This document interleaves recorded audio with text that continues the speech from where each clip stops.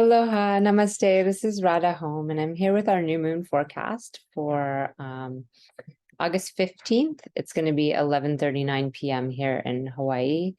In California, Pacific Daylight Time, it's going to be 2:39 a.m. on the 16th. And then for later time zones, it'll be on the 16th as well. So this new moon is the second in a pair of new moons that we've had in Cancer.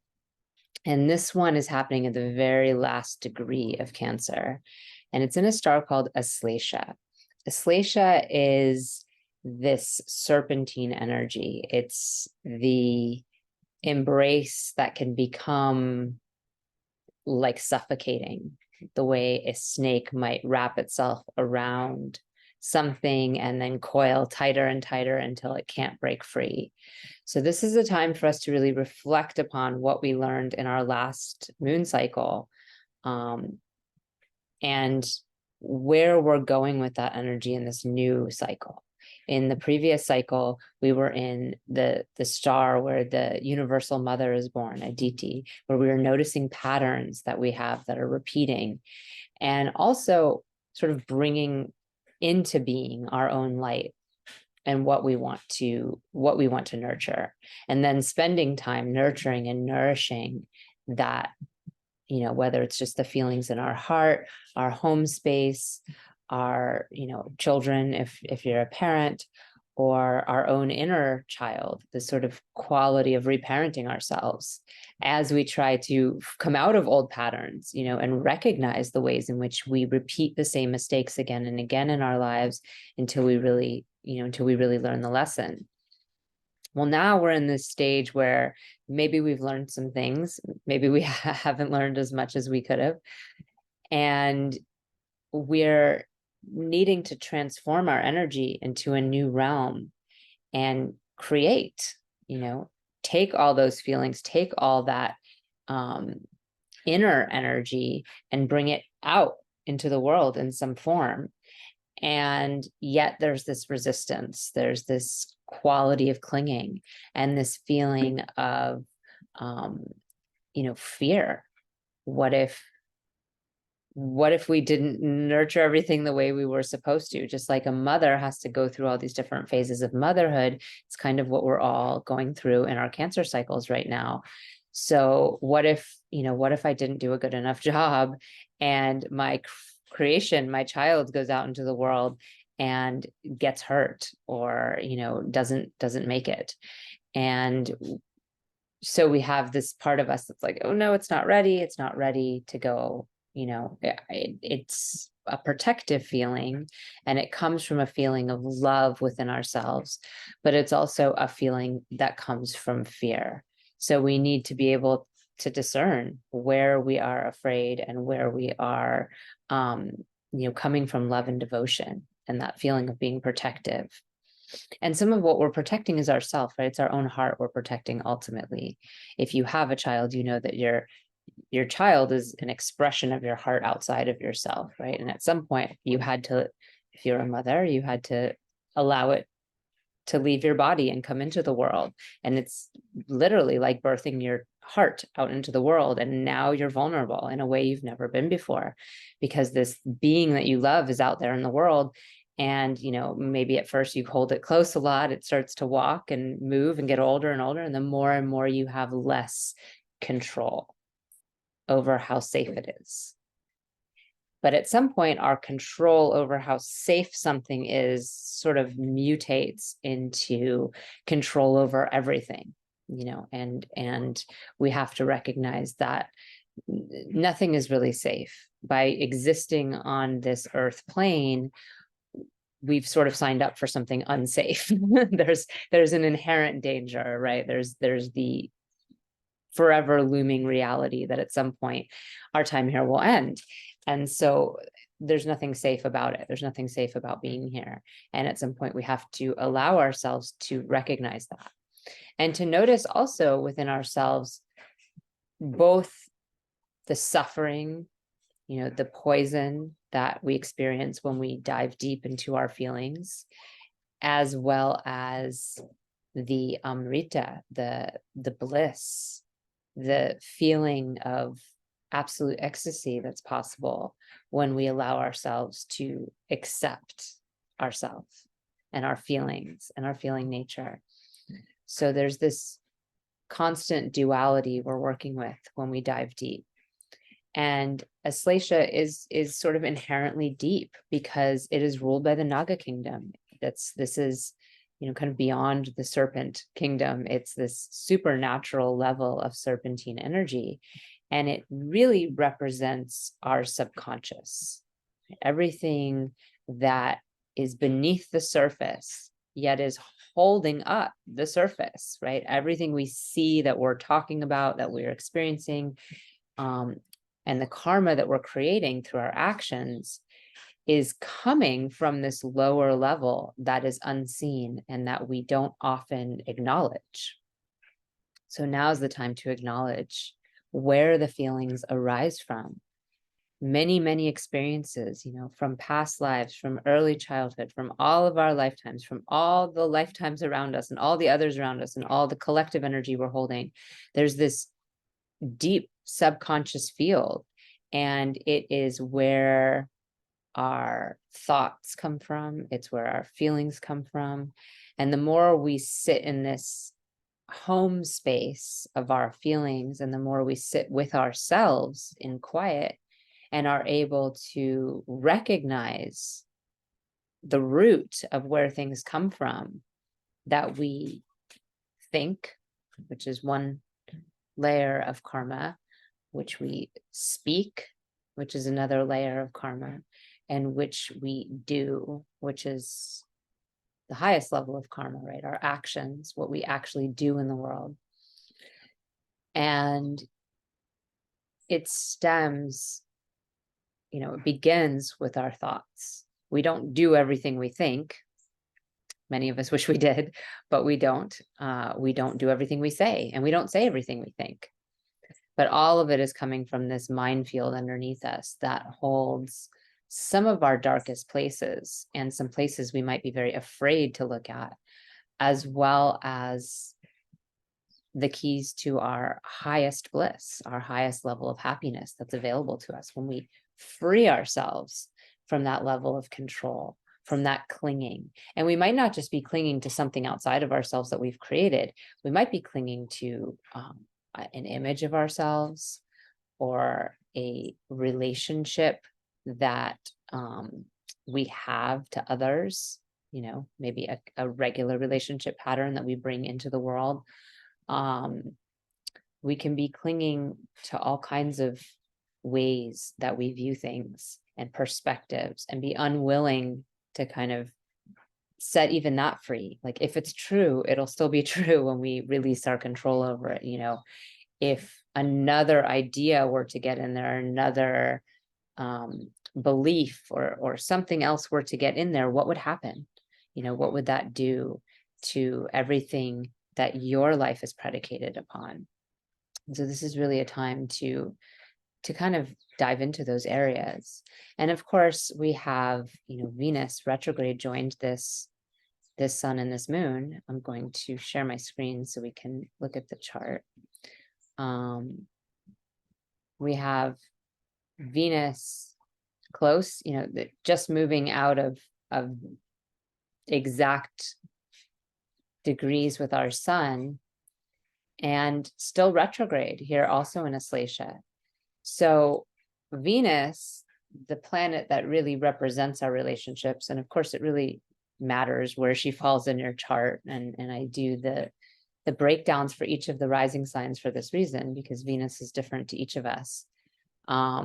But overall, she's bringing us this vibration of reflecting upon our relationships, right? Reviewing our relationships, perhaps reviewing old relationships. You know, oftentimes previous partners will come to the surface, maybe friendships, old friendships coming up, you know, being able to revisit periods in your life and reflect upon how you were relationally in those times, and how you felt, and what projections you had at that time, and what's different now, and how you feel now.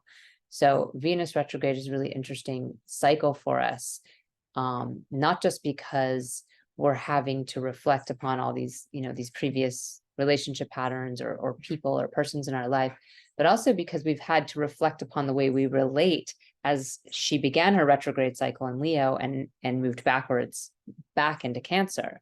So we're also battling this quality of the power dynamic in our relationships, and the idea of giving and giving and giving and hoping we receive in return, versus the idea of standing high and mighty and sort of, demanding and expecting everyone to do our bidding, which are two very different ways of being in relationship.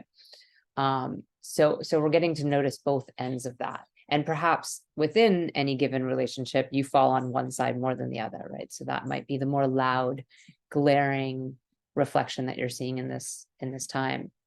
But also, as Venus is really close to the sun, we have this experience we call combustion, where her energy is just a little touchier, right? So anything can kind of make us feel all these feelings, particularly while she's in Cancer, unappreciated or underappreciated, feeling maybe used or taken advantage of, or like our worth is only tied up in the caretaking we do or the things we do for others. It can give us this kind of Cinderella complex that we're always the one holding things together and doing everything behind the scenes, but we're not getting the accolades or appreciation or love and connection that we really want, which is really the main thing that we really want, right? Is love and connection. Not so much necessarily just appreciations or words, or any kind of acknowledgement. That acknowledgement sort of points to what we want, which is connection, which is like somebody noticed that we did something, that's great. But what we really want is someone to also reciprocate, right? And give us back that which we are giving. And rather than being vulnerable and admitting what we need and want, we often take this sort of passive approach and maybe not, complain about what we didn't want, or do more ourselves, hoping someone will pick up on that clue and then reciprocate. So this is a big learning lesson for us around relationships, and really around how we show up in relationships, because that's where Cancer really shines, is our inner world, our own inner world, how we feel about ourselves. That shows up in how we relate to others, how we, navigate our shadowy realm or our subconscious. Because if we don't have any control over it at all, then it's running amok, and our lives and our communications and everything we're doing is going to be predicated on this sort of wild card energy.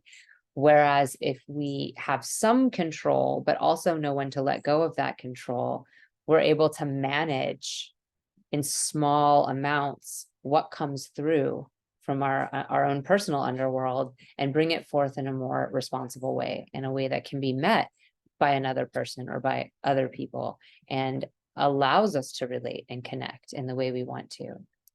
So we are definitely still navigating this realm, but from a different perspective, right? From a perspective of control and clinging and the subconscious and our fears and a lot of things like this that have been running. You can see our moon and our sun are very late degrees here in Cancer. And of course, this is a new moon in Leo for Western followers. This last degree of Cancer and the first degree of Leo, which is in a star called Magha, is what we call the Gandanta point.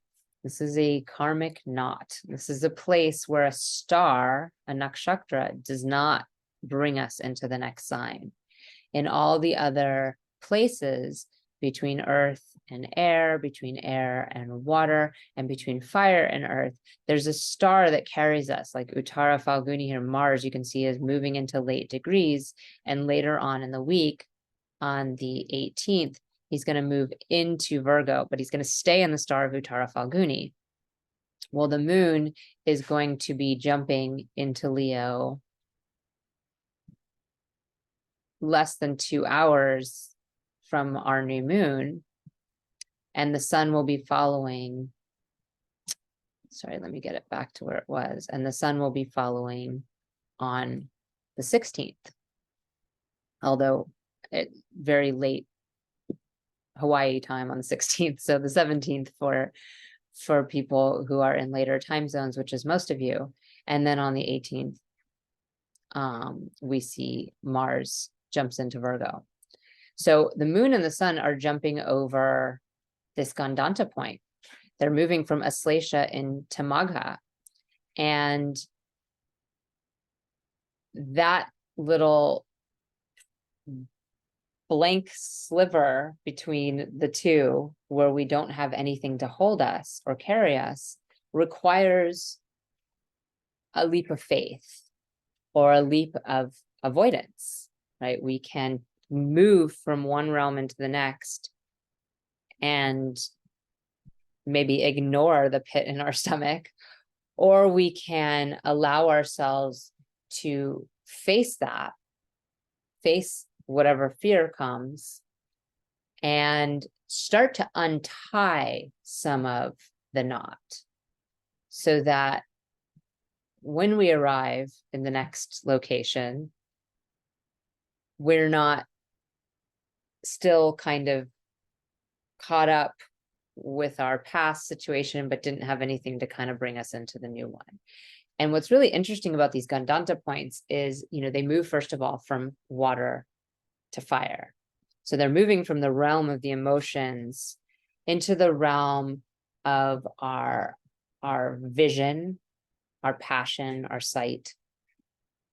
And the nakshatra of the final Gandanta in the water sign is always Mercury. And the nakshatra is always ruled by Mercury, I should say. And the nakshatra of the new landing pad in the fire sign is always ruled by Ketu, which is the south node of the moon, where we have these deep well. It's also sort of serpentine in a way. It's this deep well of previous life experience and knowing, but a lack of engagement in the world. So we're moving from a very mental terrain, which is really the birth of the ego, our buddhi, our discrimination, our mind starting to judge this from that, making separation, making identity, learning things to move away from the realm of family, categorizing, separating, individuating in many ways, yet trying to keep connecting with those separate identities. And then we move into this land where we're lost for a moment, and then we're in this Ketu land where we have a capacity to remember, but not a lot of interest in that, right? There's not as much interest in remembering. We're more like disappointed or disgruntled a little. And why do we have to be here? Haven't I already been here before? What am I doing here again? Don't I know everything from this lesson already?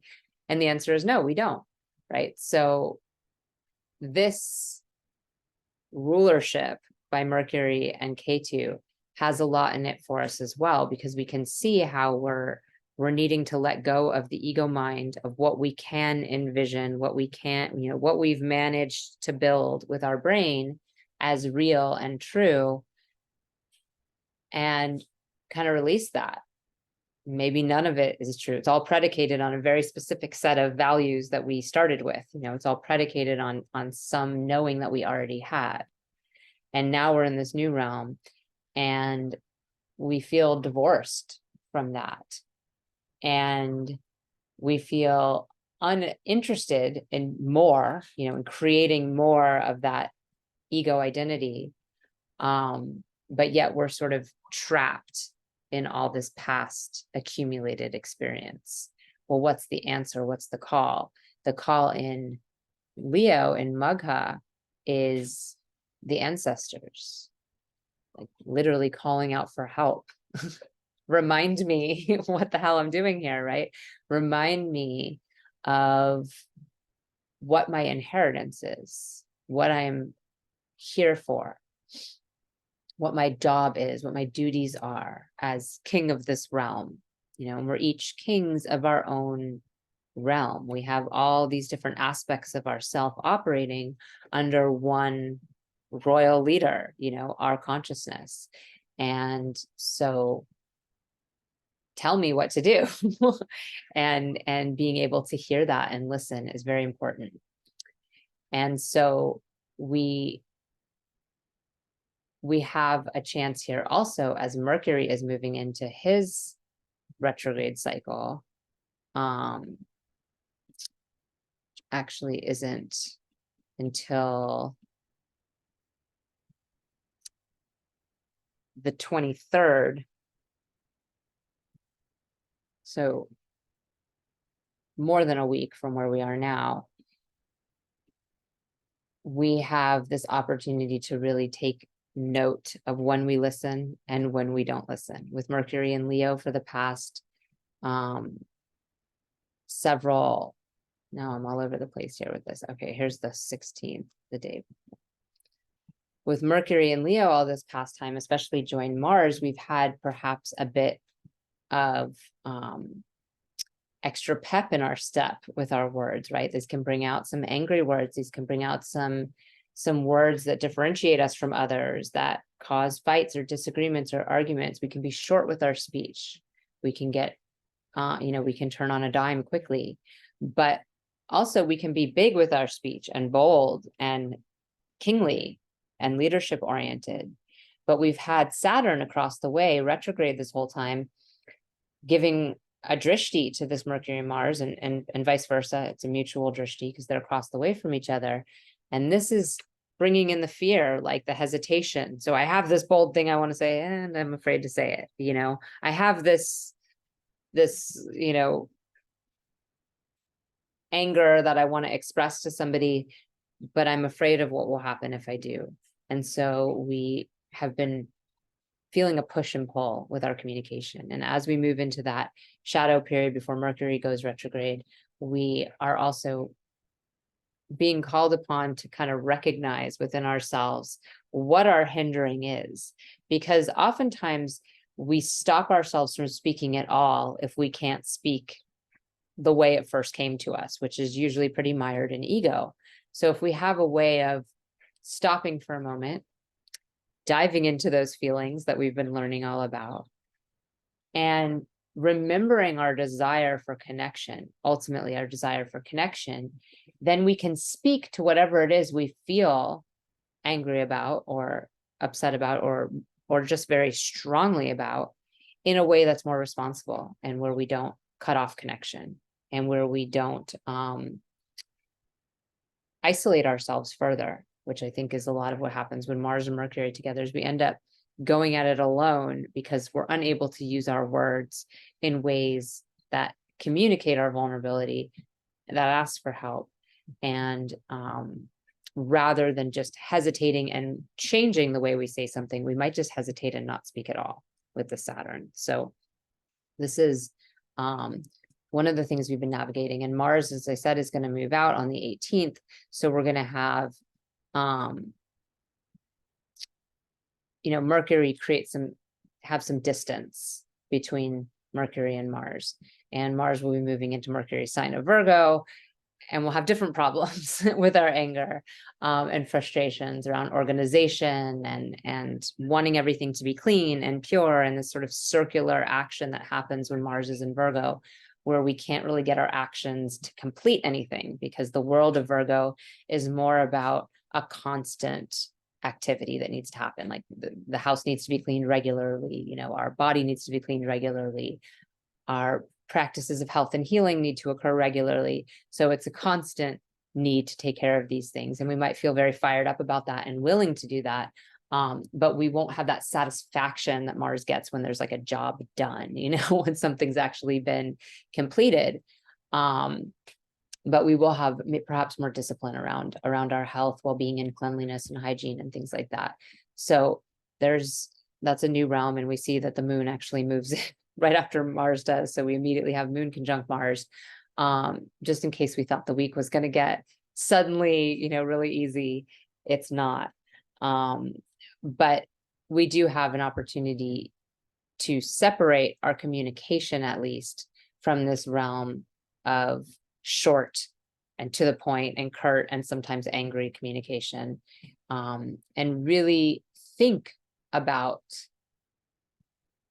why we hold back when we communicate and why we fire forward when we communicate, and how communication can be used in really intelligent ways that move us closer to others, and how it can be used in ways that further us from others. And this is not just true for one-to-one relationships. This is true when you're speaking to an audience as well, right? This is true when you're in that king state and you're wanting to communicate something to, say, the masses, or to at least multiple people.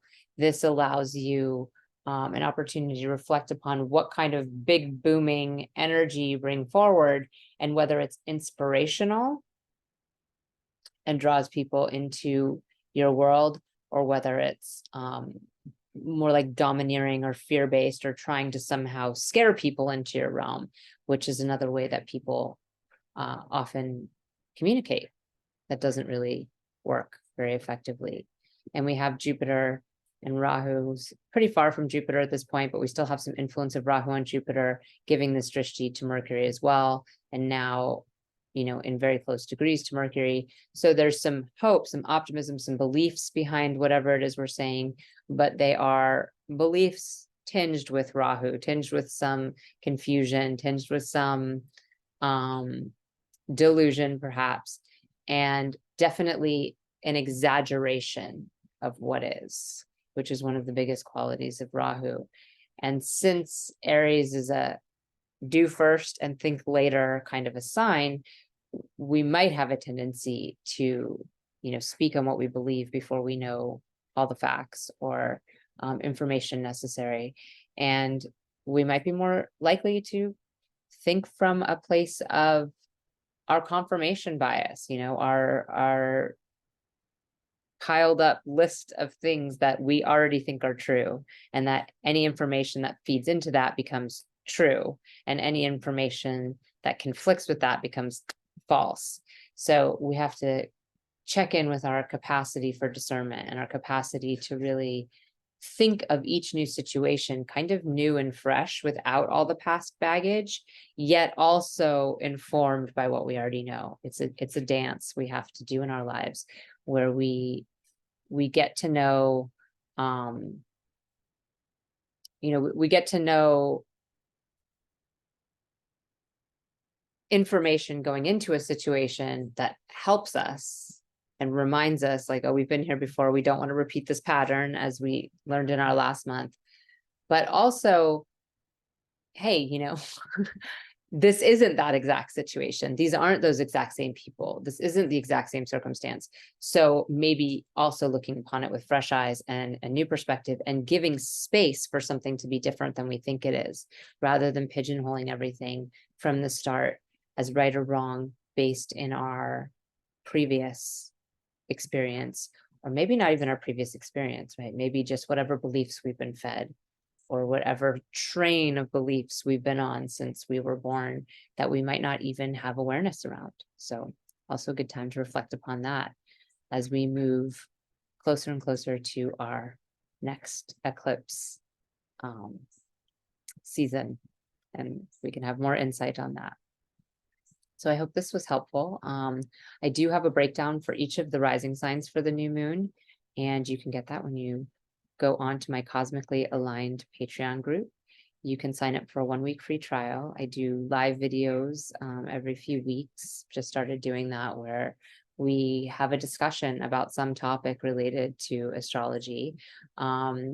So you can sign on to that. You can see previous live discussions. You can get your personal report for this new moon cycle, what you're bringing forward, what you're reflecting upon, and how the previous Cancer cycle relates to this one, and how you're kind of navigating that by sign, because it's kind of like we're having to learn the same lesson twice, right? And for people with particularly where this might be a difficult house for your sign, you can have this can be a lot of energy in one place. And we've already had a lot of energy in Cancer for a long time. We had Venus and Mars there for a very long time. Mars finally moved out, Venus finally moved out, and then Venus went back in just in time, you know, for our second new moon in the same place. So we've been dealing with our feelings a lot, our feeling nature. Perhaps we're all tired of how many feelings we have.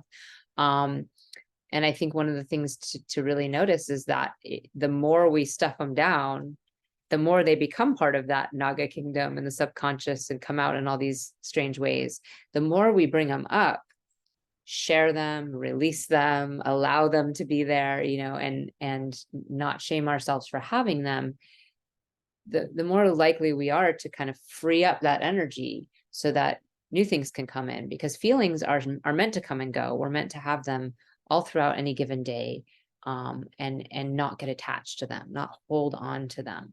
So another thing to be careful we're not clinging to in this new cycle is our feelings, allowing ourselves to fully feel them so that we can move on. You know, we can heal and allow our life to continue to unfold, because there's the external reality is always going to be changing, and we're always going to have things thrown at us. As long as we attribute each feeling to a specific action outside of us and stay stuck in that paradigm, it's going to be hard to move and you know, find true freedom, first of all, which is maybe a big goal for many of us. But even to find little freedom, like that little freedom in your heart and capacity to just be happier with where you are and what is going on in your life. So hope to see you again really soon. Happy new moon. Namaste.